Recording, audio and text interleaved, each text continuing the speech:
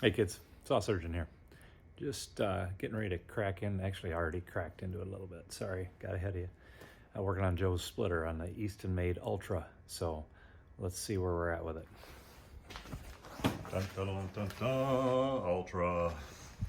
So this has a, I think it's called a high spec valve on it.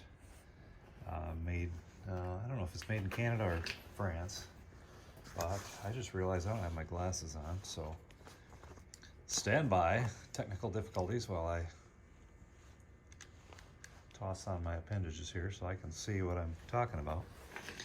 All right, so initially, I think it was Chuck Whiteman said water in the, I can't remember the term that he used, but I thought he meant back here.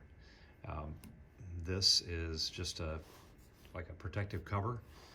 The spool slides in and out, so as you rock this handle back and forth, push the handle toward the back of the splitter to retract, and it actually draws the spool toward the front of the splitter. Push it in the split position, it shoves it back here. So, guilty as charged. I was not paying attention when Joe said, hey, watch the video. I thought the valve handle was simply stuck, frozen solid. So that's why I thought, okay, maybe moisture got up into the spool somewhere or whatever. So we throw some alcohol in there. Caught a little bit of flack for that. People don't realize that in low doses, alcohol isn't going to hurt that hydraulic oil, and it will help. I've used it for years in snowplow systems. You can drain all the oil out, and it's great if you've got water pooling in the bottom of it. But if you don't, if it's just moisture like up in high places or whatever, you're not going to get rid of it. So alcohol helps to alleviate that. Anyway, so my mistake here, had Joe take that apart. It was dry as a bone back there. I did not even give this any thought because I really hadn't looked at this valve to know that in many cases, now this is a nicer splitter, so I got to give Andrew a little credit here. But in many cases, they don't have this ball and socket. This is basically like an old manual transmission shifter. Looks almost identical to a small scale version of what goes into, say, an old farmall tractor. There's a pin that goes through here. I point down with my hand that has the camera so you can't see. That hole, the bore through that, the pin goes through here, and that's what rocks back and forth on. So I take that out and dip it down on the, oh, there's water there. Would you look at that? Gotta watch where my camera's at. So what we had going on was water pooling down in there. This boot, try and do this without a tripod. Okay, so this boot, as you can see, is not in the best shape. So with that being beat up, it allowed water to get down.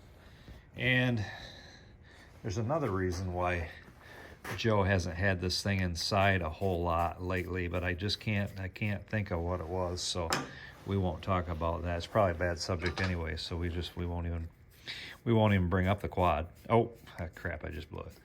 So anyway, so let's pop this apart and see what we're gonna find. And I'm pretty sure we're gonna find some moisture down in here.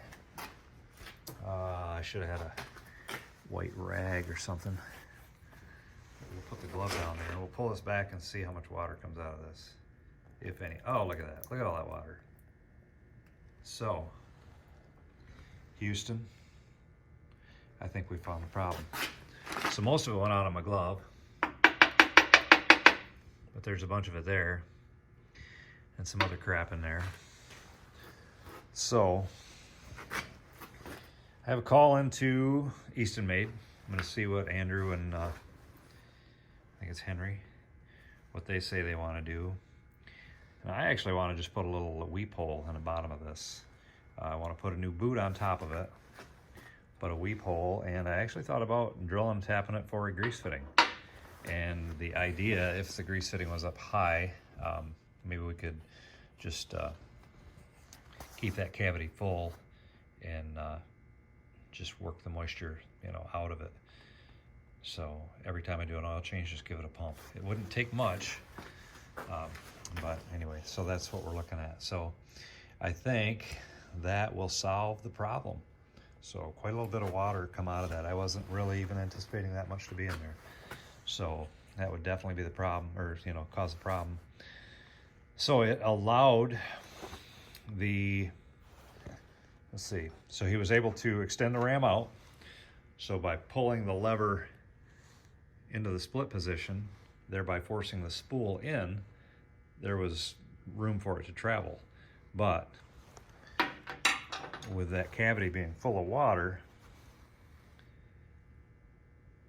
everything to this side, so toward the wedge, inside this cup, if there was water in there, it was solid. So I figured this out by, what was it? I took a heat gun, and for about 30 seconds, I just put heat right on the very bottom of it. And it was cold. It was probably like 18 degrees out. And within 30 seconds, it was able to move. It's like, okay, there's our problem.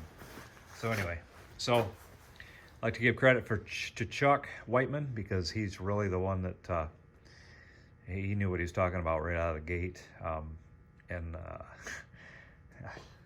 I can't take any credit other than just tearing it apart.